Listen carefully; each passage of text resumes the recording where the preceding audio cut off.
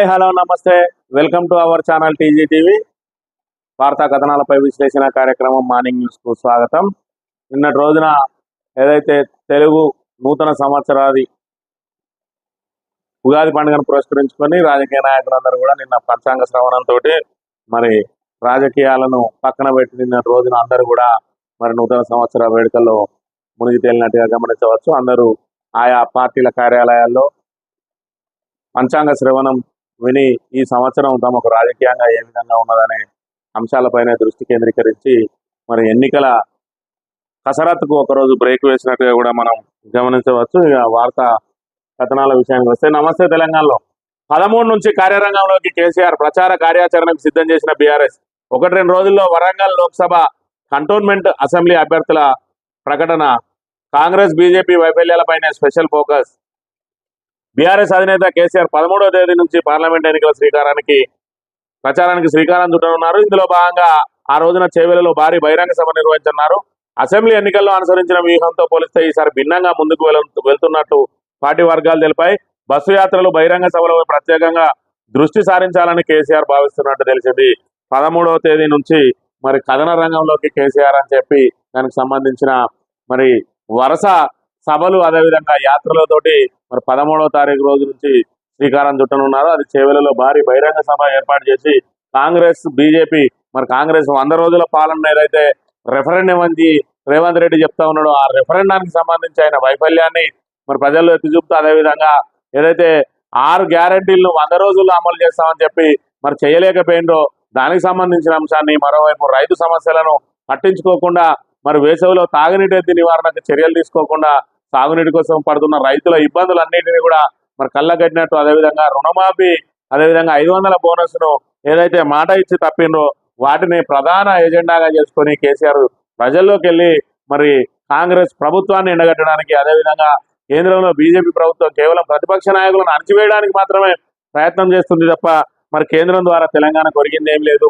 గత 10 సంవత్సరాల్లో తాము అధికారంలో ఉండగా కేంద్రం పూర్తి స్థాయిలో తెలంగాణకు అన్యాయం చేసిందని చెప్పి మరి ఎలుగెత్తి చాటడానికి, అదేవిధంగా ప్రజల మద్దతు కూడగట్టి అసెంబ్లీ ఎన్నికల్లో ఏదైతే మరి పరాజయం పాలైందో దాన్ని దిద్దుబాటు చర్యలో భాగంగా ఈరోజు మెజారిటీ స్థానాలు మరి ఎంపీ స్థానాలను సాధించడానికి బీజేపీ బీఆర్ఎస్ నేత మరి కేసీఆర్ కసరత్తు చేస్తున్నట్టుగా తెలిసింది. అందులో భాగంగా 13వ తేదీన మరి భారీ బహిరంగ సభకు ఏర్పాట్లు చేస్తూ ఉన్నట్టుగా తెలుస్తూ ఉన్నది.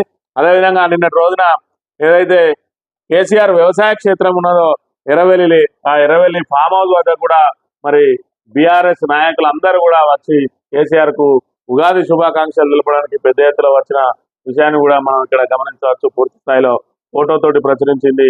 మరి తన వద్దకు వచ్చి శుభాకాంక్షలు తెలిపిన ప్రతి ఒక్కరు కూడా ఆయన ధన్యవాదాలు తెలిపిన పరిస్థితిని కూడా మనం ఇక్కడ గమనించవచ్చు.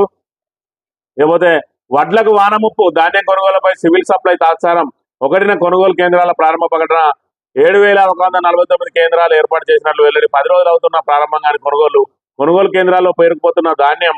అకాల వర్షాల హెచ్చరికలతో రైతుల్లో ఆందోళన. 10 రోజులైనా ధాన్యం కొంటలేరు. కొనుగోలు కేంద్రంలో వడ్లు వచ్చి 10 రోజులు దాటింది. నేటికి అధికారులు కొనుగోలు ప్రారంభిస్తలేరు. సింగిల్ విండో వాళ్ళు కొనుగోలు కేంద్రం మొదలుపెట్టి వదిలేసిండు. రోజు వడ్లను ఎండబోయడం, ఎదురు చూడడం ఇదే పని. కష్టపడి పండించిన రైతుకు వడ్లు అమ్ముకోవడం మరింత కష్టమవుతున్నది. వానలు పడితే మా పరిస్థితి ఆగమే అని చెప్పి బండి విజయ అనే మహిళా రైతు భువనగిరి జిల్లా గుండాలలో మరి ఆవేదన వ్యక్తం చేస్తున్న పరిస్థితిని మనం గమనించవచ్చు. 4 రోజుల్లో వర్షాలు, రాష్ట్రంలో ఓ మోస్తారు వానలు. మరోవైపు ఖమ్మం, సూర్యాపేట జిల్లాలో వడగాల్పులు. వాతావరణ శాఖ హెచ్చరిక అని చెప్పి ఇటు 4 రోజుల్లో వర్షాలు పడతాయని చెప్పి వాతావరణ శాఖ హెచ్చరిస్తున్న పరిస్థితి. మరోవైపు ఆల్రెడీ 1వ తేదీనే ధాన్యం కొనుగోలు కేంద్రాలను మరి లాంఛనంగా ప్రారంభించిన ప్రభుత్వం వాటిలో కొనుగోళ్లను మాత్రం ఇప్పటి వరకు ప్రారంభించలేదు. ఈరోజు మరి ఏప్రిల్ 10 1వ తేదీన ప్రారంభిస్తే ఈ రోజుకు 10 రోజులు అవుతుంది. మరి 10 రోజులైనా కూడా కేవలం పేపర్ల మీదనే మరి కొనుగోలు కేంద్రాలు ఉన్నాయి తప్ప మరి వాటిలో ఇంకా కొనుగోలు ప్రారంభం కాలేదు. మరి వర్షాలు పడే అవకాశం ఉన్నది. 10 రోజులు అయింది ఆల్రెడీ. రైతులు మాయిచ్చర్ వచ్చినాయి మరి ఖచ్చితంగా తీసుకోరంటే ఇప్పటి వరకు కూడా సివిల్ సప్లై నుంచి మరి మిల్లుల కేటాయింపులు జరగలేదు.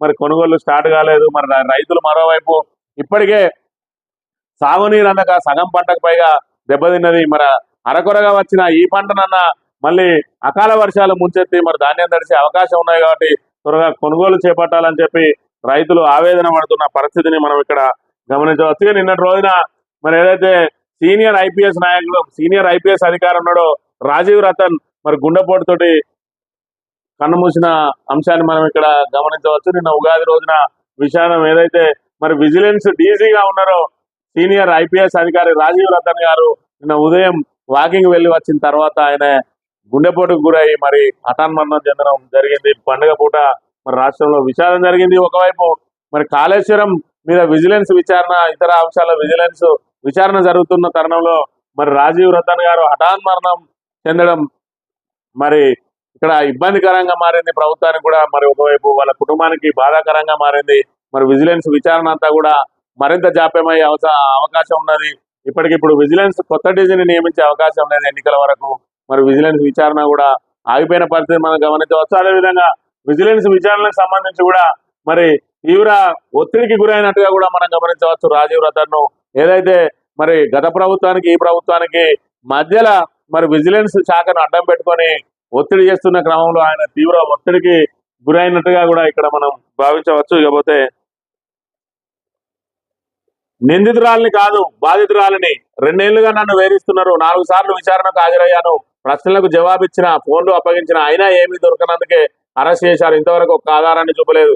రాజకీయంగా దెబ్బతీయాలన్నదే వారి కుట్ర. దర్యాప్తు సంస్థలు మించి మీడియా విచారణ, న్యాయమూర్తి ముందు కవిత వాదన, లాయర్ ద్వారా బహిరంగ లేఖ విడుదల, కస్టడీ 23 వరకు పొడిగింపు. నిన్నటి రోజున ఏదైతే మరి బెయిల్కు సంబంధించి అంశాన్ని మరి మధ్యంతర బెయిల్ పిటిషన్ మనం కొట్టేసిందో నిన్న ఆమెకు రిమాండ్ పూర్తయిన పిదప మరి కోర్టులో హాజరుపరచంగా మరో 14 రోజులు ఆమెను జ్యుడిషియల్ కస్టడీకి ఇచ్చిండు.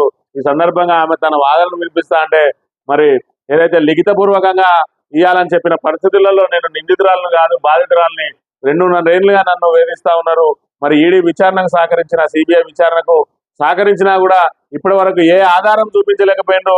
ఈ ఆధారాలు చూపించలేదు సరిగా, నన్ను కావాలని చెప్పి ఇక్కడ తప్పుడు కేసులో ఇరికిచ్చిండు అని చెప్పి ఆమె మరి బహిరంగ లేఖ ఏదైతే మరి జడ్జికి లేఖ రాసిరో దాన్ని కూడా మీడియాకు విడుదల చేసిన పరిస్థితిని కూడా మనం ఇక్కడ గమనించవచ్చు. ఇకపోతే మిత్తి కట్టలేక మృత్యువుడికి, అప్పులు తీర్చలేక అన్నదాత ఆత్మహత్య, పెళ్లి రోజు నాడే బలవన్మరణం, పంటను కాపాడుకునేందుకు 4 లక్షలు అప్పు చేసి బోరు తవ్వకం, అయినా అంతంత మాత్రంగానే నీళ్లు, అప్పుకు మిత్తీలు తోడవడంతో మనస్తాపం, రోడ్డున పడ్డ రైతు కనకయ్య కుటుంబం, రైతు బీమా లేదు, ఆదుకునేవారే కరువు. ఇది మరి ఆత్మహత్య చేసుకున్న రైతుల దీన స్థితి. ఏదైతే మరి పంట నష్టం జరిగి అదేవిధంగా అప్పులు మరి మీద పడి అదేవిధంగా ఏదైతే రుణమాఫీ చేస్తా అన్నారో ఆ రుణమాఫీ సకాలంలో అందకపోవడంతో మరి దాని మీదనే ఆశ పెట్టుకున్న రైతులు ఇటువైపు పంట నష్టపరిహారం జరగడం, అదేవిధంగా మరి ఏదైతే పెట్టుబడి సాయం కూడా సకాలంలో అందకపోవడంతో అన్ని రకాల ఒత్తిళ్లకు గురై ఆత్మహత్యలకు పాల్పడితే వాళ్ళ కుటుంబం మాత్రం రోడ్డున పడ్డ పరిస్థితిని మనం ఇక్కడ కల్లారా గమనించవచ్చు. ఇది మన రాష్ట్రంలో ఈ రోజు రైతులకు ఎదురవుతున్న పరిస్థితి. గతంలో ఎప్పుడో 10 సంవత్సరాల క్రితం చూసినాం ఉమ్మడి ఆంధ్రప్రదేశ్ లో రైతుల ఆత్మహత్యలు, అదేవిధంగా రైతు కుటుంబాలు రోడ్ల ఉన్న పరిస్థితి. మళ్ళీ 10 సంవత్సరాల తర్వాత తిరిగి రైతులు ఆత్మహత్యకు పాల్పడడం, వాళ్ళ కుటుంబాలు రోడ్డున పడడం చూస్తున్న పరిస్థితిని మనం ఇక్కడ గమనించవచ్చు. ఇకపోతే తెలంగాణలో రాహుల్ ట్యాక్స్ అని చెప్పి కేంద్ర మంత్రి కిషన్ రెడ్డి తన ఆరోపణలకు ఇప్పుడిప్పుడే పదను పెడుతున్న పరిస్థితిని కూడా మనం ఇక్కడ గమనించవచ్చు. బిల్డర్లు కాంట్రాక్టర్ల నుంచి వసూలు, ఎన్నికల ఖర్చుల కోసం అప్పగింత కేంద్ర మంత్రి కిషన్ రెడ్డి ఆరోపణ. ఇలా ఎమ్మెల్యే కూడా ఏదైతే మహేశ్వర్ రెడ్డి ఉన్నాడో ఆయన కూడా ఆరోపణలు చేసిన అనంతరం ఇప్పుడు ఈయనకు తెలివి మరి నిధుల పోయి లేచినట్టున్నాడు. ఇప్పుడు మొదలుపెట్టిండు ఈయన తెలంగాణలో రాహుల్ ట్యాక్స్ అని. వీళ్ళు ఎమ్మెల్యే ఎన్నడో చెప్పిండు మరి మహేశ్వర్ రెడ్డి రాహుల్ ట్యాక్స్ నడుస్తుంది. దానికి తోడు ఇప్పుడు బీ ట్యాక్స్ అంటూ కూడా ఒకటి వసూలు అవుతుందని చెప్పిన పరిస్థితి. మరి అందరు ఆరోపణలు చేస్తే నేను వెనుకబడిపోతున్నా అనుకున్నాడు, లేదంటే మరి రేవంత్ రెడ్డి తోటి కుమ్మక్కైన విషయం బయటకు పోతుందని అనుకున్నాడు. కానీ తప్పనిసరి పరిస్థితుల్లో ఈయన కూడా కాంగ్రెస్ మీద ఆరోపణలు చేస్తున్న పరిస్థితిని మనం గమనించవచ్చు. ఏదైతే బీజేపీ రాష్ట్ర అధ్యక్షునిగా ఉన్నాడో మరి ఇటు అధికారంలో ఉన్న ప్రభుత్వాన్ని ఎప్పటికప్పుడు ఎండగట్టాల్సిన ఆయన నిద్రపోతా ఉంటే వీళ్ళు ఎమ్మెల్యేలు ఆ బాధ్యతను తీసుకొని మరి గత కొద్ది రోజులుగా కాంగ్రెస్ ప్రభుత్వం చేస్తున్న మరి ఏదైతే ప్రజా వ్యతిరేక విధానాలను వాళ్ళు ఎప్పటికప్పుడు ఎండగడతా ఉన్నారు. అదేవిధంగా ఈ ట్యాక్సులకు సంబంధించి ఇప్పటికే 2500 కోట్లు రాహుల్ గాంధీకి పంపించారు ఎన్నికల ఖర్చుల కోసం అని చెప్పి మరి చెప్పి 10 రోజులు దాటిన పరిస్థితుల్లో ఆయన ఇప్పుడు నిద్ర మేల్కొని చెప్తున్న పరిస్థితిని మనం ఇక్కడ గమనించవచ్చు. ధరణికి సంబంధించిన ప్రధాన వార్త, అటకెక్కిన ధరణి ప్రక్షాళన, రెవెన్యూ సదస్సులంటూ అడావిడి, ఆ తర్వాత కోడంటూ 3 నెలలు బ్రేకు, ఒక సమస్యకు దక్కని పరిష్కారం. ఏదైతే ధరణి ఉన్నదో ఆ ధరణి తప్పుల తడకగా ఉన్నది. మా ప్రభుత్వం రాగానే ధరణిని రద్దు చేస్తాం, భూమాత అని కొత్త మరి పోర్టల్ను తీసుకొస్తాం, రైతులకు ఇబ్బంది కలగకుండా చూస్తాం అని చెప్పి అమలు కాని హామీలు ఇచ్చిన రేవంత్ రెడ్డి మరి నోటికొచ్చినట్టు హామీలు ఇచ్చిండు. తర్వాత అధికారంలోకి వచ్చిన వెంటనే ధరణిని ప్రక్షాళన చేయడానికి ఒక కమిటీని వేసిండు ప్రత్యేకంగా. ఆ కమిటీ ద్వారా మరి ఏవైతే పెండింగ్ సమస్యలు ఉన్నాయో వాటిని తక్షణం పరిష్కరించాలని చెప్పి స్పెషల్ డ్రైవ్ కూడా హడావిడిగా నిర్వహించిన పరిస్థితి. మరి ఏదైతే మన స్పెషల్ డ్రైవ్ అని పెట్టిండో అది వెంటనే చేయడం సాధ్యం కాదు. వాళ్ళకు లాగిన్లు లేవు. ఎంఆర్ఓకు ఆర్డీఓకు అధికారాలు ఇస్తే దానికి సంబంధించిన లాగిన్లు ఇంకా లేవు. దానికి పోర్టల్లో ఆ విధానం లేదు. మరి ఆ విధానం సవరించుకోవాలంటే టైం పడుతుంది, టెక్నికల్ ఇష్యూలు ఉన్నాయని చెప్పి తెలిసిన తర్వాత మరి ఎంత హడావిడిగా ప్రారంభించారో అంతే హడావిడిగా ముగించారు. దానికి ఎన్నికల కోడ్ను అడ్డం పెట్టి మరి ఎన్నికలు అయిన తర్వాత మళ్ళీ మొదలు పెడతామని చెప్పి కోడ్ అడ్డం వస్తుందంటాను. మరోవైపు నిపుణులు మాత్రం కోడ్ దీనికి అడ్డం కాదు, పెండింగ్ సమస్యల పరిష్కారానికి కోడ్తోటి ఏం సంబంధం, అది రైతులు ఎప్పుడో పెట్టుకున్న దరఖాస్తులు, వాటిని మీకు చిత్తశుద్ధి ఉంటే వాటిని పరిష్కరించవచ్చు అని చెప్తున్న పరిస్థితి. ధరణి పోర్టల్లో ప్రక్షాళన చేస్తామని, భూ సమస్యలన్నింటినీ పరిష్కరిస్తామని ఎన్నికల ముందు ఊదరగొట్టిన కాంగ్రెస్ 4 నెలలు గడుస్తున్నా ఊసే ఎత్తడం లేదు. ధరణి కమిటీ ఏర్పాటు, రెవెన్యూ సమస్యల పేరుతో అడావిడి తప్ప సమస్యలు పరిష్కారం కాలేదన్నది రైతన్నల మాట. ఇప్పుడు ఎన్నికలకు కూడా అడ్డం వచ్చిందంటూ మరో 3 నెలల పరిష్కారాన్ని వాయిదా వేసింది. మరోవైపు పెండింగ్ అప్లికేషన్ల పరిష్కారానికి కోడ్ అడ్డంకి కాదని చెప్తున్న పరిస్థితిని మనం గమనించవచ్చు. అంటే చిత్తశుద్ధి ఉంటే, మరి ప్రభుత్వానికే చిత్తశుద్ధి ఉన్నట్టయితే ఖచ్చితంగా వాళ్ళు సమస్యల పరిష్కారానికి నడుం బిగించవచ్చు. దాని మీద పూర్తి స్థాయి అవగాహన లేకుండా ఏదో హడావిడి నిర్ణయాలు తీసుకొని మరి దాన్ని ఆచరణ సాధ్యం కాకపోవడంతో, అదేవిధంగా టెక్నికల్ అంశాలు మరి ఇబ్బందికరంగా ఉన్న పరిస్థితులలో మేము వారం రోజులలోనే 10 రోజులలోనే చేస్తామని 10 రోజులు స్పెషల్ డ్రైవ్లు పెట్టారు. స్పెషల్ డ్రైవ్లు పెట్టి తహసీల్దార్లకు అన్నారు, ఆర్డీఓలకు అధికారం అన్నారు, కలెక్టర్లకు సీసీఎల్ఏ కాకుండా ఎక్కడెక్కడ క్షేత్రస్థాయిలు ఇస్తాను అన్నారు. దానికి సంబంధించిన మరి సాధ్యాసాధ్యాలు గమనించకుండానే హామీలు ఇచ్చి అబాస్పాలైన పరిస్థితిని మనం ఇక్కడ గమనించవచ్చు. సాక్షి దినపత్రిక విషయానికి వస్తే మరి రామోజీరావుకు సంబంధించిన ప్రధాన వార్తను ఇక్కడ ప్రచురించింది. అక్రమాల మార్గదర్శికి గోబ గుయ్యమనిపించింది సుప్రీం. డిపాజిట్ల నిగ్గు తేలాల్సిందే, అధికృత అధికారి కృష్ణరాజు ఫిర్యాదు కొట్టివేస్తూ ఉమ్మడి హైకోర్టు చివరి రోజున జస్టిస్ రజనీ ఇచ్చిన తీర్పు రద్దు. విచారణ సమయంలో నిర్దిష్ట విధానాన్ని పాటించలేదని సుప్రీంకోర్టు ఆక్షేపణ. హైకోర్టు తీర్పు ఏకపక్షం, అందరి వాదనలు వినలేదని స్పష్టీకరణ. అన్ని అంశాలపై తిరిగి లోతుగా విచారించాలని తెలంగాణ హైకోర్టుకు ఆదేశం. ఏపీ తెలంగాణ ప్రభుత్వాలు ఉండవల్లితో సహా అందరి వాదనలు వినండి.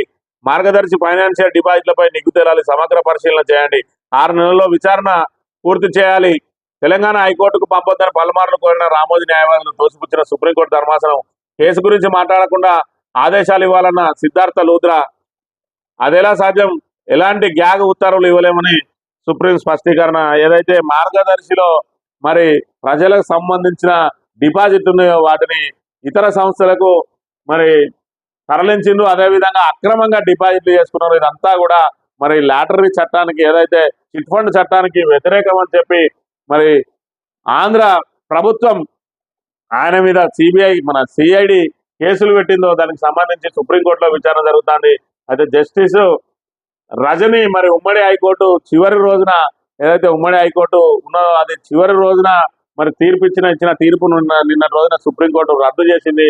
మళ్ళీ రామోజీకి కోర్టులో చుక్కెదురైన పరిస్థితి.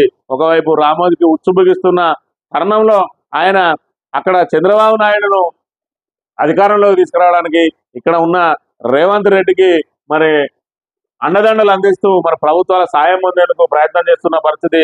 అదేవిధంగా మరి ఈయన రామోజీరావు రాబోయే రోజులలో మరి ఆయన పరిస్థితి ఎలా ఉంటుందో అన్నది హైకోర్టులో జరిగే విచారణను బట్టి తేలనున్నది. కాకపోతే పార్టీలు పంచాంగాలు, నిన్నటి రోజున పార్టీలకు సంబంధించిన పంచాంగ శ్రవణాలు జరిగినాయి. కాంగ్రెస్ సంబంధించి మరింత మంచి పాలన అని చెప్పి, కేసీఆర్ ఎత్తులు ఫలిస్తాయని చెప్పి కేసీఆర్కి సంబంధించి ప్రయత్నిస్తే మంచి ఫలితమే అని బీజేపీ, ఎవరికి సంబంధించిన పార్టీల ఆఫీసులలో ఆయా పంచాంగ మరి కర్తలు ఎవరైతే ఉన్నారో వాళ్ళందరూ కూడా ఆయా పార్టీలకు అనుకూలంగా ఉంటుందని చెప్పి మరొక వైపు కాంగ్రెస్ కు, ఒకవైపు బీఆర్ఎస్ కు, ఒకవైపు బీజేపీ కూడా ఎక్కడి పార్టీ వాళ్ళకి అక్కడ మంచి జరుగుతుందని చెప్పిన పరిస్థితి. ఇకపోతే ఇంటింటికి బీజేపీ 14 నుంచి ఇళ్ల వద్ద పార్టీ ప్రచారం, 18న ఎన్నికల నోటిఫికేషన్ వచ్చేలాగా మొదటి విడత పూర్తి. ప్రతి కుటుంబాన్ని మొత్తం 3 సార్లు కలిసేలా ప్రణాళిక.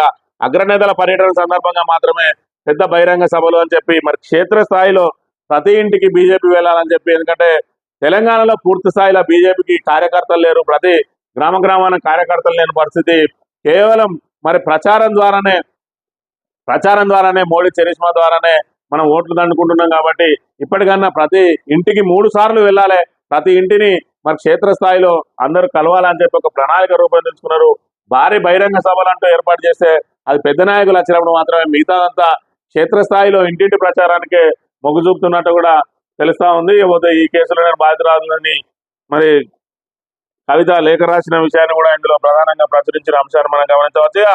అరవింద్ కేజ్రీవాల్ అరెస్టు సబబే, నిబంధనల ఉల్లంఘన జరగలేదు, ఈడీ వద్ద సాక్ష్యాలున్నాయి,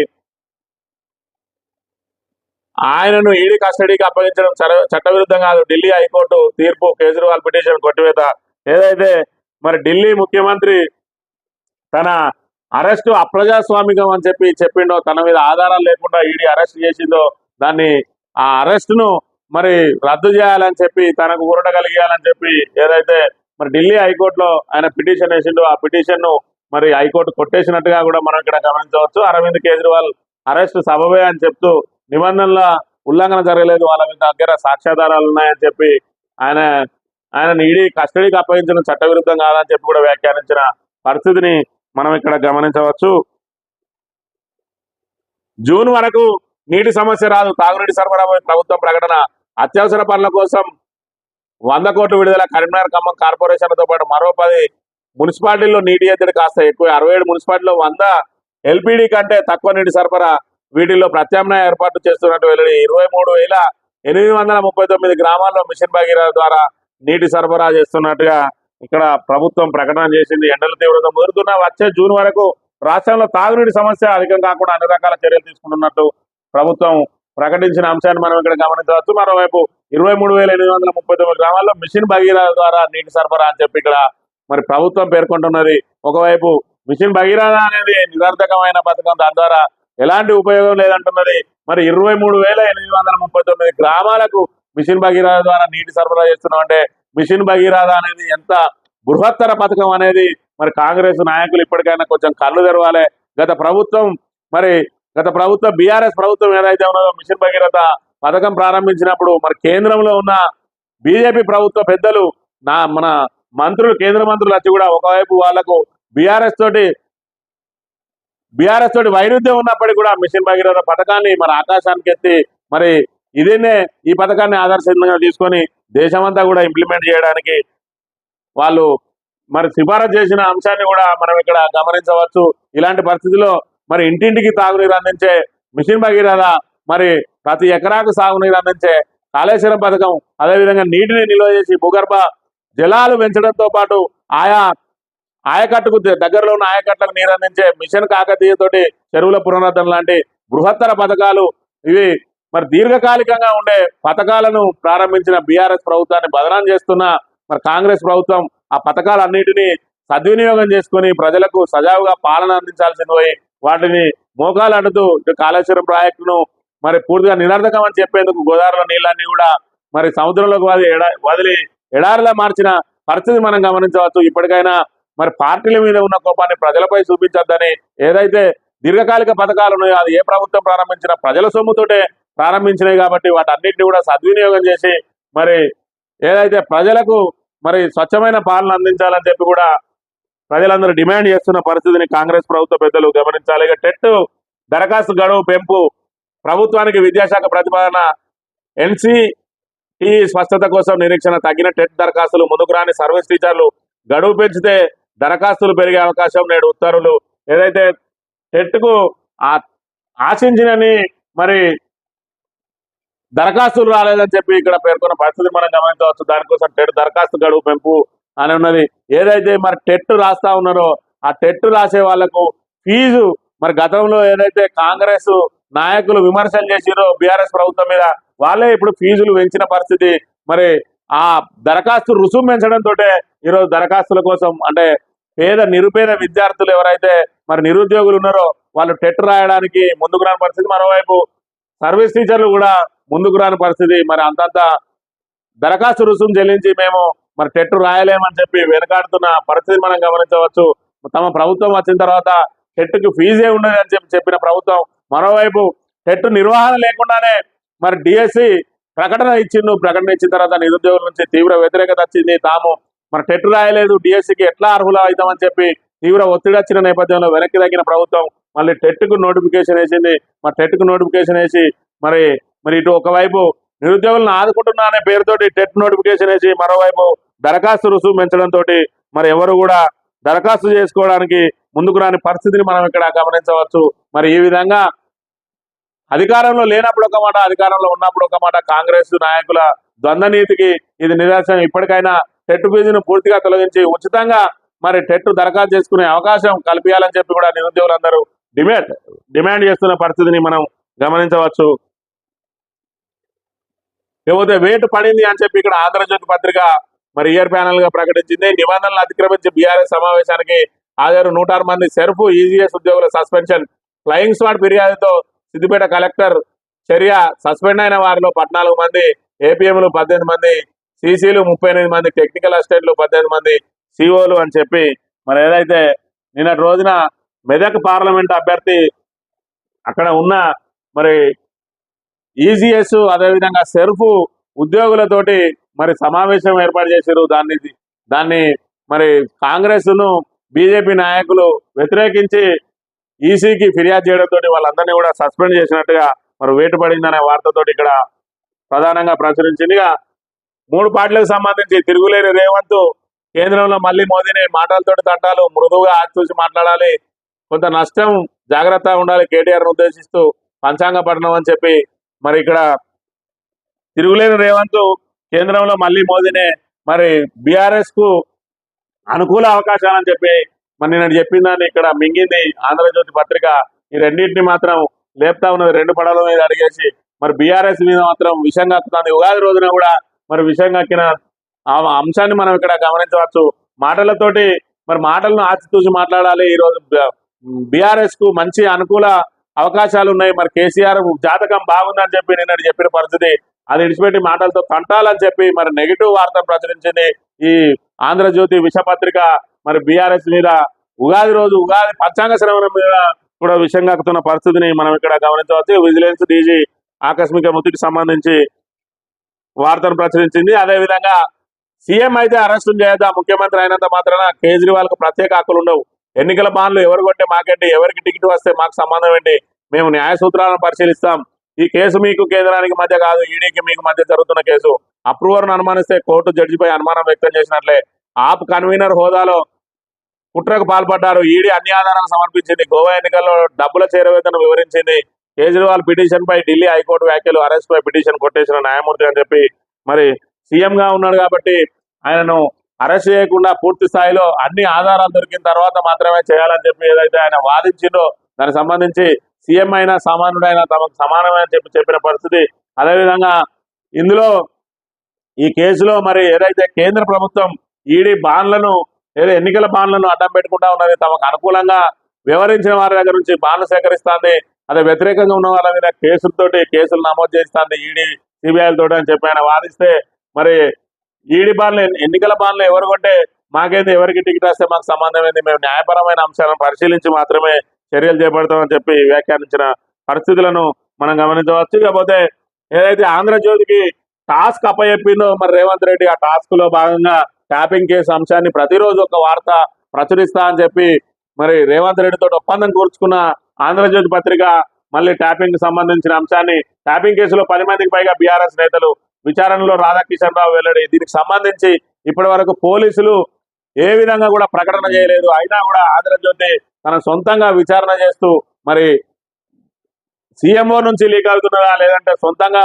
మరి ఒక మనిషిని తీసుకుపోయి అక్కడ విచారణ దగ్గర ఆంధ్రజ్యోతి తరపున ఒక మనిషి పాల్గొంటున్నాడా అన్నట్టుగా రోజుకు రోజు మరి ట్యాపింగ్ అంశాల మీద రోజుకొక వార్తను ప్రచురిస్తున్నది. అందులో భాగంగా ఏదైతే మరి ప్రజలను తిగమగ పెట్టి మరి బీఆర్ఎస్ మీద వ్యతిరేకతను సృష్టించే కార్యక్రమంలో భాగంగా ఈ ట్యాపింగ్ అంశాన్ని మరి ప్రతిరోజు కూడా జనాల మెదల్లో నానే విధంగా కుట్రలు చేస్తున్నది ఆంధ్రజ్యోతి పత్రిక. ఇకపోతే కిషన్ రెడ్డి నిన్నటి రోజున దొంగలు పోయి గజ దొంగలు వచ్చారు, ప్రజలు బిల్డర్లు కాంట్రాక్టర్ల నుంచి ఆర్ ట్యాక్స్, ఖజానాలో నిధులు లేవు, హామీలపై కార్యాచరణ లేదు, 6 గ్యారెంట్లపై ప్రజలకు రాహుల్ వెన్నుపోటు, బీఆర్ఎస్ కాంగ్రెస్ డిఎన్ఏ ఒకటే అని చెప్పి వ్యాఖ్యానించిన పరిస్థితిని మనం గమనించవచ్చు.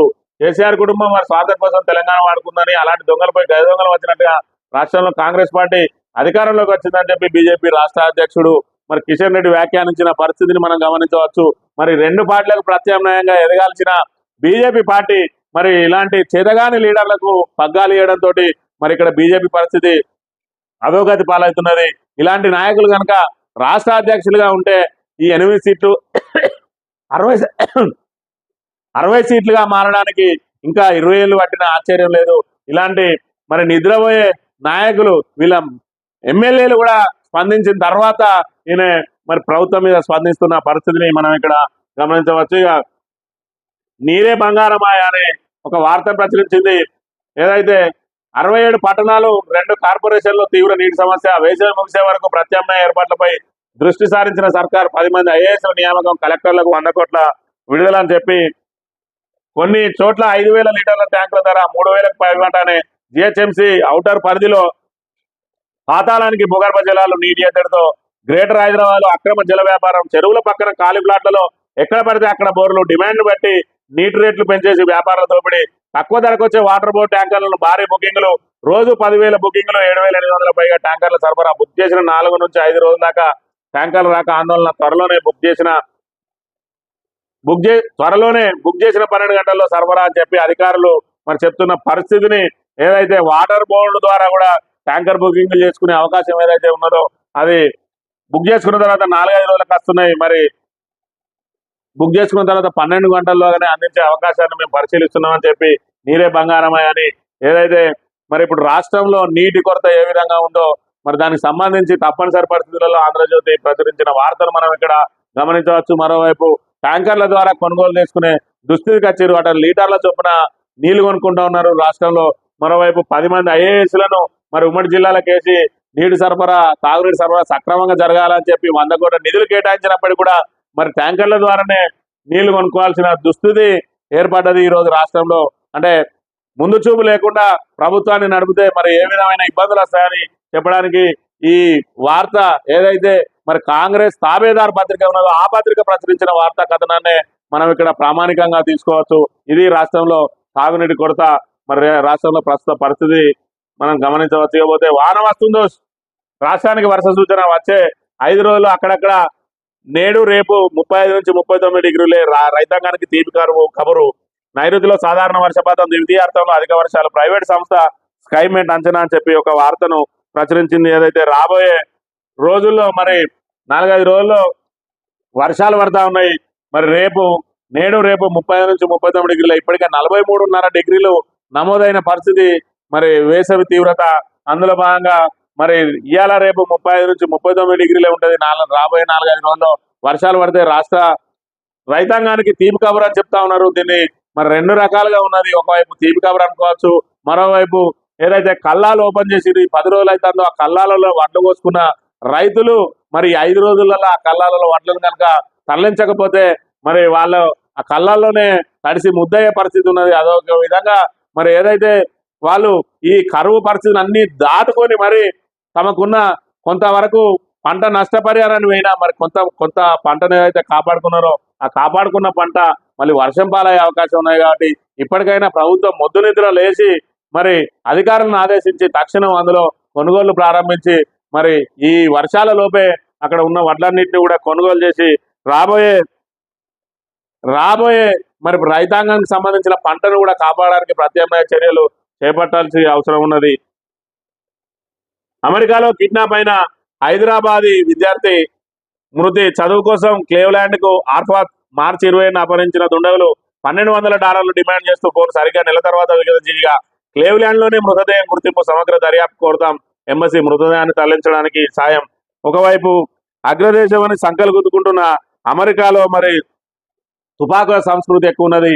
అక్కడ పనిచేసే వాళ్ళకంటే మాఫియాలు ఎక్కువ ఉన్నాయి. వాళ్ళందరూ కూడా మరి ఏదైతే భారత్ నుంచి వచ్చిన విద్యార్థులను, ఇతర దేశాల నుంచి వచ్చిన విద్యార్థులను టార్గెట్ చేసి వాళ్ళను బందీలుగా చేయడం, మరి పైసలు డిమాండ్ చేయడం, అదేవిధంగా మరి వాళ్ళ దగ్గర డబ్బులు ఏమైనా దొరకకపోతే వాళ్ళని చంపేయడం లాంటి పరిస్థితులు జరుగుతున్నాయి. అగ్రరాజ్యం అమెరికాలో మరి సేఫ్టీ కరువు అవుతున్నది.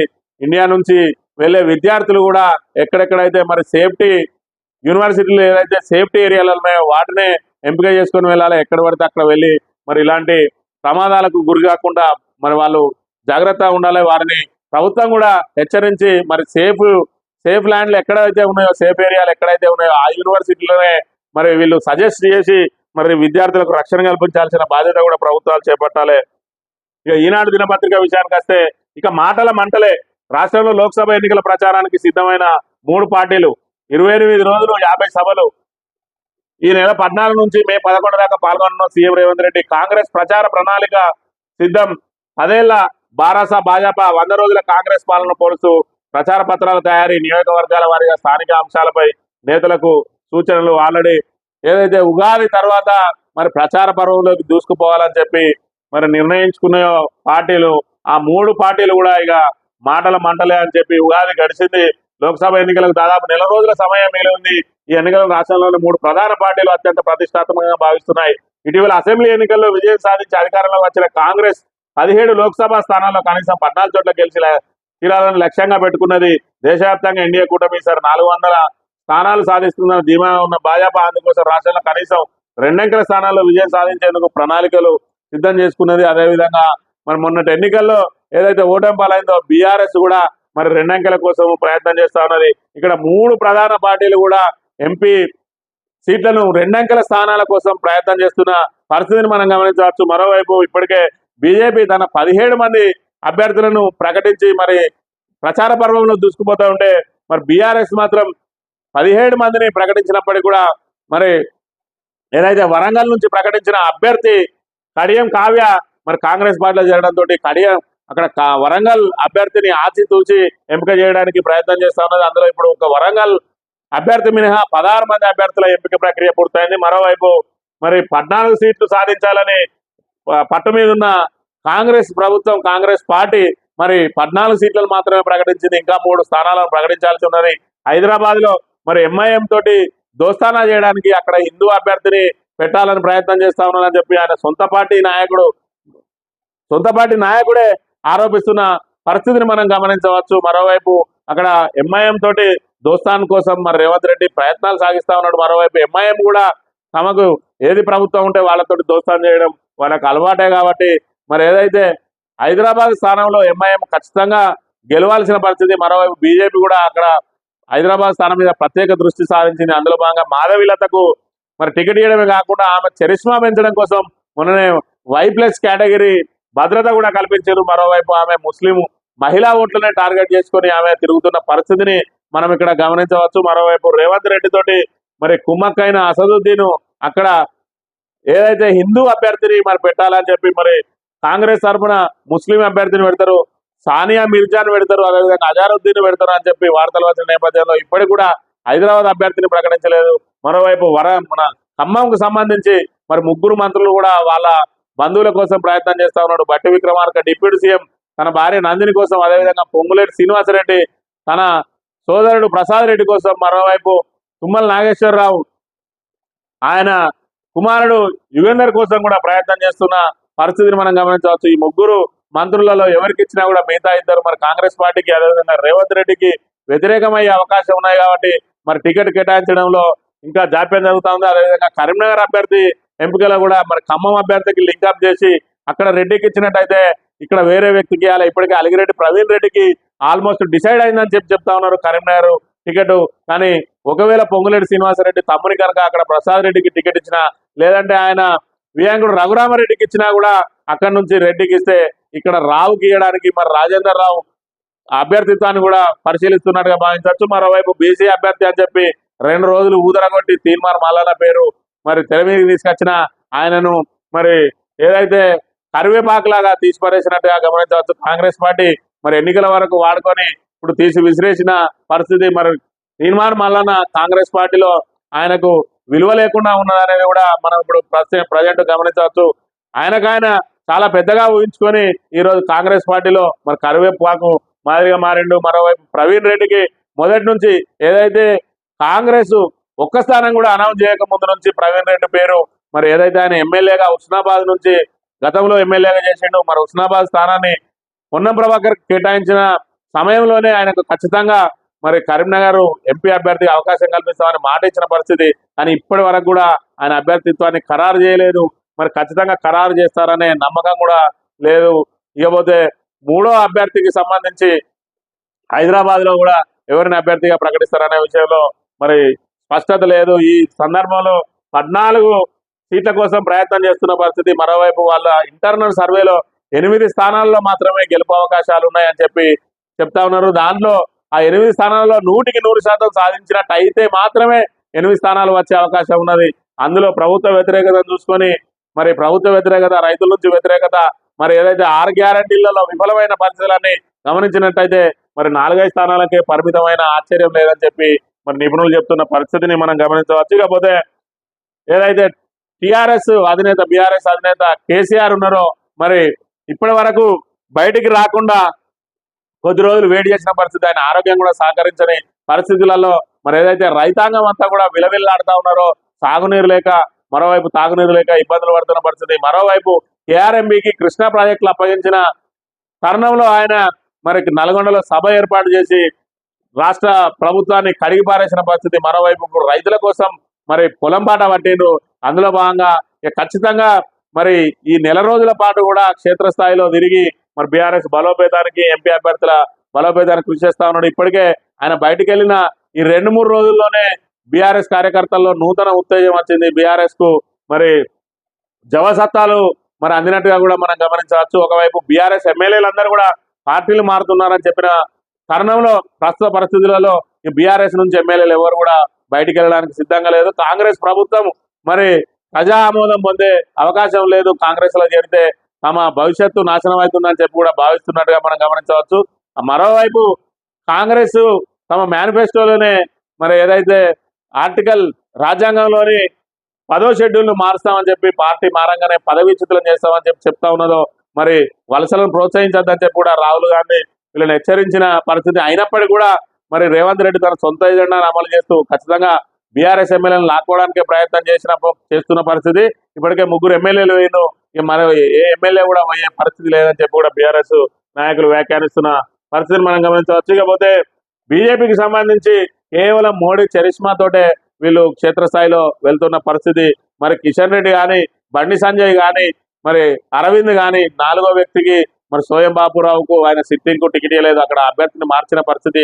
ఈ 3 సిట్టింగ్ ఎంపీలు కూడా తాము ఏం సాధించారో చెప్పి మరి ఓట్లు అడిగే పరిస్థితి లేదు. కేవలం మరి మోడీ అని చెప్పి, అదేవిధంగా హిందుత్వం అని చెప్పి, అయోధ్యలో రామాలయం అని చెప్పి, మరి దేశం కోసం, ధర్మం కోసం అని చెప్పి మాత్రమే ఓట్లు అడిగే పరిస్థితిని మనం గమనించవచ్చు. మరి వీళ్ళతో పాటు ఇప్పుడు ప్రధాన నాయకులు ఎవరైతే ఈటల రాజేందర్ మల్కాజ్గిరి నుంచి, అదేవిధంగా రఘునందన్ రావు మెదక్ నుంచి పోటీ చేస్తా ఉన్నారు. మరి కనీసం ఈ 5గురు నాయకులైనా బయటపడతారా వేచి చూడాల్సిన పరిస్థితిని మనం ఇక్కడ గమనించవచ్చు. ఇక సాగునీరుకు సంబంధించి రాష్ట్రం అంతా సాగునీరు లేక జలాశయాలు ఎండిపోయి, చెరువులు కుంటలు ఎండిపోయి మరి ఎడారిని తలపిస్తున్న ప్రస్తుత తరుణంలో నిండుగా డిండి అని చెప్పి ఒక వార్తను ప్రచురించింది మరి ఈనాడు పత్రిక. రాష్ట్రంలో జలాశయాలు, కుంటలు, వాగులు ఎండిపోయి దర్శనమిస్తుండగా నల్గొండ, నాగర్ కర్నూలు జిల్లాల సరిహద్దులో డిండి జలాశయం మాత్రం నీటితో కలకల్లాడుతుంది. పూర్తి స్థాయి నీటి మట్టం 2.45 టీఎంసీలు కాగా ప్రస్తుతం 1.95 టీఎంసీల నీరు నిల్వ ఉంది. డ్యామ్ కు తిలకించడానికి పర్యాటకులు వస్తున్నారు. కల్వకుర్తి ఎత్తిపోతల ద్వారా గతేడాది ఈ జలాశయాన్ని నింపారు. ప్రస్తుత యాసంగిలో దీని నుంచి ఆయకట్టుకు నీరు వదలలేదు. దీంతో జలాలతో నిండుగా కలకల్లాడుతుంది.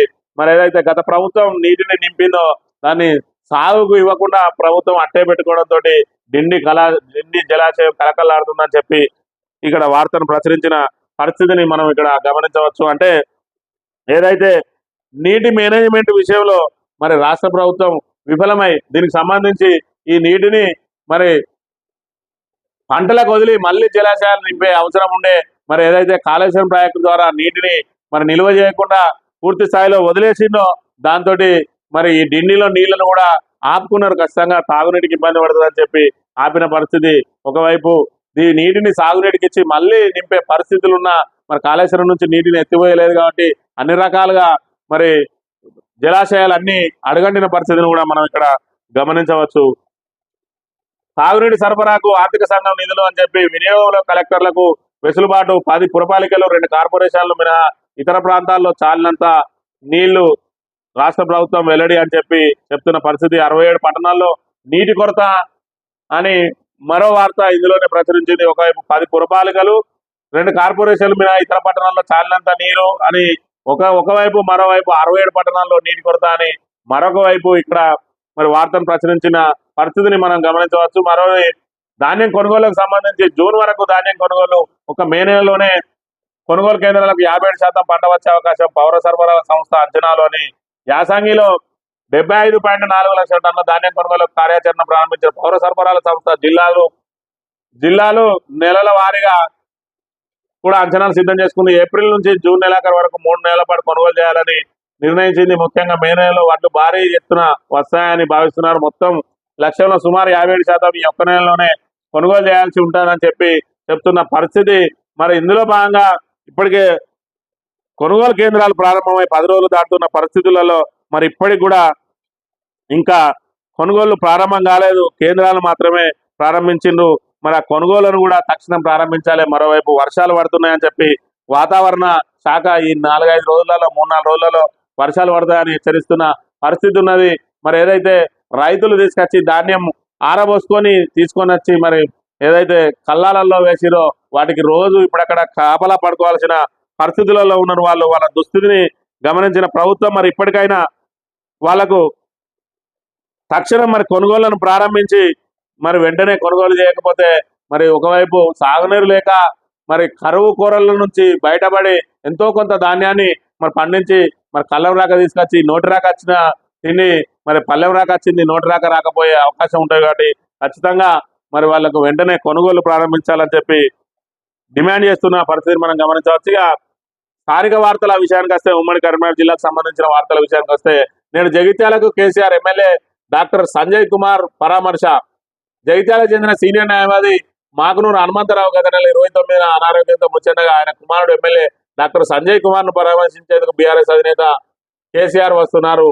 ఈ రోజు జగిత్యాలలో మరి ఏదైతే డాక్టర్ సంజయ్ కుమార్ వాళ్ళ నాన్నగారి మరి దశదిన కర్మకు మరి కేసీఆర్ హాజరై ఆయనను పరామర్శించనున్నట్టుగా తెలుస్తా ఉన్నది. హరితహారం చెట్లు నరికివేత ముత్తారంలో వేబిడిచి నిర్వాహకం 30కి పైగా చెట్లు తొలగింపు.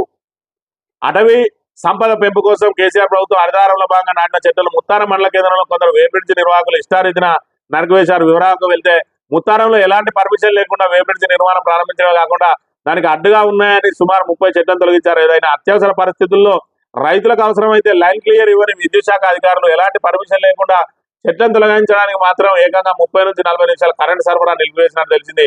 కేసీఆర్ ప్రభుత్వం ఎంతో ప్రతిష్టాత్మకంగా మొక్కలు పెంచగా ఇలా కొందరు ఇష్టారాజ్యంగా నరకడంపై ప్రకృతి ప్రేమికులు ప్రజల నుంచి ఆగ్రహం వ్యక్తం అవుతున్నది. కాగా వేబ్రిడ్జి నిర్మాణంపై ముత్తారం గ్రామ కార్యదర్శి సంతోష్ను ఫోన్ ద్వారా సంప్రదించగా తాము ఎలాంటి పర్మిషన్ ఇవ్వలేదని తెలిపారు. తాము పరిశీలించి చర్యలు తీసుకుంటామని ఇటు అటవీ అధికారులు స్పష్టం చేశారు.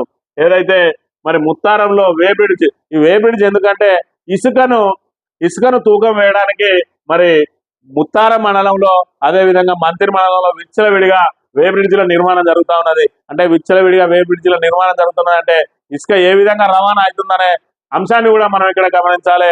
ఇక్కడ మంత్రిగా ఉన్న శ్రీధర్ బాబు 2018 నుంచి మరి 2023 ఎన్నికల వరకు కూడా ఖచ్చితంగా తాము అధికారంలోకి రాగానే ఇసుక రవాణాను పూర్తిగా నిలిపేస్తాం, ఇక్కడ నుంచి ఇసుక దోపిడీ జరుగుతుందని చెప్తున్న పరిస్థితి. మరి ఆ రోజు బీఆర్ఎస్ పార్టీ అధికారంలో ఉన్నప్పుడు రాత్రి 10 నుంచి పొద్దున 6 వరకే ఇసుక లారీలు వెళ్ళేది. ఈ రోజు 24 గంటలు వెళ్తున్న పరిస్థితి.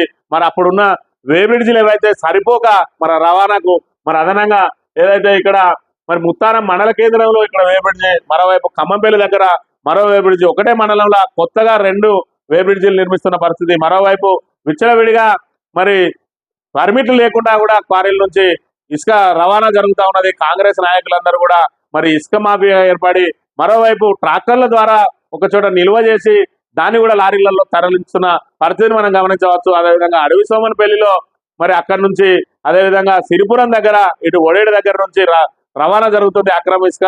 అందులో భాగంగా మలార్ మండలంలో లారీలను పట్టుకున్నారు, కాటారంలో లారీలను పట్టుకున్నారు, అదేవిధంగా ముత్తారంలో లారీలను పట్టుకున్నారు. సిరిపురం దగ్గర మరి జేసీబీను ట్రాక్టర్లను లారీలను పట్టుకున్న పరిస్థితిని మనం గమనించవచ్చు. అంటే ఇసుక అనేది మంతని నియోజకవర్గంలో ఏ విధంగా దోపిడీ జరుగుతూ ఉన్నది. గత ప్రభుత్వ హయాంలో ఎమ్మెల్యేగా ఉన్న మరి శ్రీధర్ బాబు అప్పుడే మాట్లాడిండు. ఈరోజు అధికారంలోకి వచ్చిన తర్వాత మరి ఇసుక క్వారీల మీద నోరు మెదపడలేదు సరికదా. ఆయన అనుయాయులందరినీ కూడా మరి ఇసుక తరలింపు కోసం అదేవిధంగా ఇసుక వెయ్యి చేయడం కోసం వెయింగ్ మిషన్లను ఏర్పాటు చేసుకోవడం కోసం ప్రోత్సహిస్తున్న పరిస్థితిని మనం గమనించవచ్చు.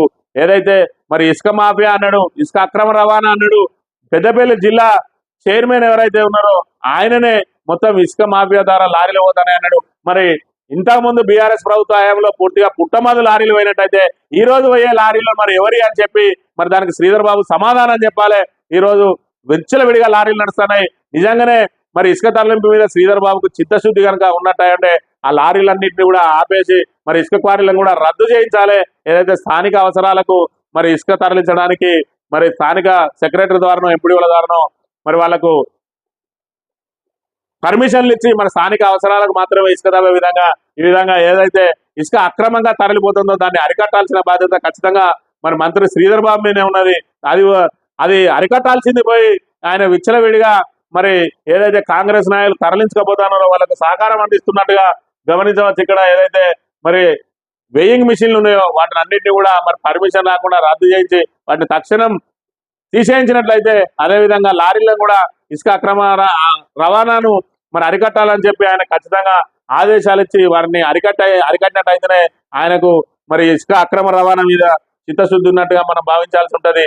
లేదంటే కేవలం ఆరోపణల కోసమే పుట్టమదు మీద ఆరోపణలు చేసిన మరి అదేదైతే ఆరోపణలు ఉన్నాయో మరి ఈరోజు మొన్న పట్టుబడ్డ మల్హార్ మండల లారీలు కానీ, అదేవిధంగా కాటారంలో పట్టుబడ్డ లారీలు కానీ, అదేవిధంగా ముత్తారంలో పట్టుబడ్డ లారీలు కానీ, సిరిపురం దగ్గర పట్టుబడ్డ జేసీబీకి సంబంధించి కానీ ఏవన్నా మరి పుట్టమదుకు సంబంధించినవి ఉంటే ఆధారాలతోటి బయటపెట్టి మరి ఈ విధంగా ఇసుక మాఫియా చేసిందని చెప్పి మరి ఈ రోజు ప్రభుత్వం ఉన్నది కాబట్టి, ప్రభుత్వం వాళ్ళ చేతిలో ఉన్నది కాబట్టి అవన్నీ బయట పెట్టాలా, లేదంటే ఇసుక రవాణా అరికట్టాల్సిన బాధ్యత శ్రీధర్ బాబు మీద ఉన్నదని మరి గమనించాలని చెప్పి కోరుకుంటూ, అదేవిధంగా కొనుగోలు కేంద్రాలకు సంబంధించి పేపర్ మీదనే కొనుగోలు కేంద్రాలు క్షేత్రస్థాయిలో ఏవి, ధాన్యం కొనుగోలుపై సర్కార్ నిర్లక్ష్యం, 1183 ఏర్పాటు చేశామని చెబుతున్న 80% పైగా ఓపెన్ కార్ కేంద్రాలు, ఇదే అదనంగా రంగంలోకి వ్యాపారాలు, 1800కి క్వింటాల్ చొప్పున కొనుగోలు, 400 దాకా నష్టపోతున్న రైతు, ఇప్పటికే 25% పైగా కోతలు, ఈ వారంలో ముంచెత్తుతున్న దిగుబడులు, ప్రభుత్వం నిద్రమత్తు వీడకపోతే భారీ నష్టం వాటిల్లే ప్రమాదం ఉన్నది. పేపర్ మీద మాత్రమే కొనుగోలు కేంద్రాలనే క్షేత్రస్థాయిలో మరి ఏదైతే మరి 1వ తారీఖు లాంఛనంగా ప్రారంభించామని చెప్పారు, అవి ప్రారంభం మాత్రమే అయింది. మరి ఆరంభ శూరత్వం లాగా ప్రారంభించారు తప్ప కొనుగోలు ఇప్పటికి కూడా ప్రారంభం కాలేదు. జిల్లాల వారీగా మరి ఏర్పాటు చేసినవి మరి చేయాల్సినవి ఏ విధంగా ఉన్నాయంటే జగిత్యాలలో 418కి 410 ప్రారంభించినట్టు చెప్తా ఉన్నారు. అదేవిధంగా కరీంనగర్లో 341కి 250 ప్రారంభించమంటారు. రాజన్న సిరిసిల్ల జిల్లాలో 259కి 240 ప్రారంభించమంటారు. పెద్దపల్లిలో 313కు 283 ప్రారంభించమంటారు. మొత్తంగా 1331కి 1183 కూడా మరి ప్రారంభించమని చెప్తున్న పరిస్థితి. ఆ 1183 ధాన్యం కొనుగోలు కేంద్రాలలో ఇప్పటికీ ఒక్క లారీ కూడా మరి ధాన్యాన్ని కొనుగోలు చేసి తరలించిన పరిస్థితులు లేవు. యాసంగి ధాన్యం కొనుగోలుపై నిర్లక్ష్యం కనిపిస్తున్నది. ఇప్పటికే కోతలు ప్రారంభం కాగా అప్రమత్తంగా ఉండాల్సిన యంత్రాంగం అలసత్వం చూపుతున్నది. ప్రభుత్వం కూడా అదే ధోరణిలో ముందుకెళ్తుండడంతో రైతుకు శాపంగా మారుతున్నది. ఈ సీజన్ లో ఉమ్మడి కరీంనగర్ జిల్లా వ్యాప్తంగా 1331 కొనుగోలు కేంద్రాలు ఏర్పాటు చేస్తామని, ఇప్పటికే 1183 ప్రారంభించామని అధికారులు చెబుతున్న వాస్తవ పరిస్థితి మాత్రం అందుకు భిన్నంగా ఉంది. క్షేత్రస్థాయిలో 80% పైగా సెంటర్లు ఓపెన్ కాలేదని తెలుస్తుండగా ఇదే అదనంగా వ్యాపార రంగంలో దిగారు. క్వింటాలకు 1800 చెల్లిస్తూ తప్పని పరిస్థితులలో కర్షకులు అగ్వకే అమ్ముకుంటున్నారు. ఒక్కో క్వింటాలకు 400 దాకా నష్టం జరుగుతుండగా సర్కారు చోద్యం వల్లే తాము నష్టపోవాల్సి వస్తుందని వాపోతున్నారు. అధికారుల మాటలు నీటిముడలేదని, లెక్కలన్నీ పేపర్ల మీదనే ఉన్నాయని మండిపడుతున్నారు. మరో వారంలో కోతలన్నీ దాదాపు చివరి దశకు చేరుకొని ధాన్యం పెద్ద ఎత్తున వచ్చే అవకాశం ఉంది. ప్రభుత్వం మొదటినిద్ర విడపోతే భారీ నష్టం వాటిల్లో ప్రమాదం ఉందని చెప్తున్న పరిస్థితి. ఏదైతే మరి కరువు కోరల నుంచి బయటకు వచ్చిందో, మరోవైపు ఇప్పుడు వర్షం సూచన ఉండడంతో మరి ధాన్యం కొనుగోలు కేంద్రాలలో ధాన్యాన్ని అక్కడ పెట్టినట్టయితే అది వర్షం పాలయ్యే అవకాశం ఉన్నాయి. కాబట్టి మరి కిందికో మీదికో ఏదో ధరకు అమ్ముకుందా అని చెప్పి మరి వ్యాపారులకు 1800కే అమ్ముకుంటున్న పరిస్థితి ఉన్నది. మరోవైపు మరి రైతులకు ప్రోత్సాహం కల్పించి వాళ్ళ ధాన్యాన్ని తక్షణమే కొనుగోలు చేయాల్సిన ప్రభుత్వం మొద్దునిద్ర వేయింది. ఇప్పటికే 1వ తారీఖు ప్రారంభించిన ధాన్యం కొనుగోలు కేంద్రాల్లో మరి కొనుగోలు ప్రారంభం కాలేదంటే ఇది అధికారుల నిర్లక్ష్యమా, ప్రభుత్వ నిర్లక్ష్యమా, మరి పాలకుల నిర్లక్ష్యమా అనేది కూడా ప్రజలు గమనించాల్సిన అవసరం ఉన్నది. ఇది ఈరోజు మార్నింగ్ న్యూస్. తిరిగి రేపు కలుద్దాం. Thank you very much.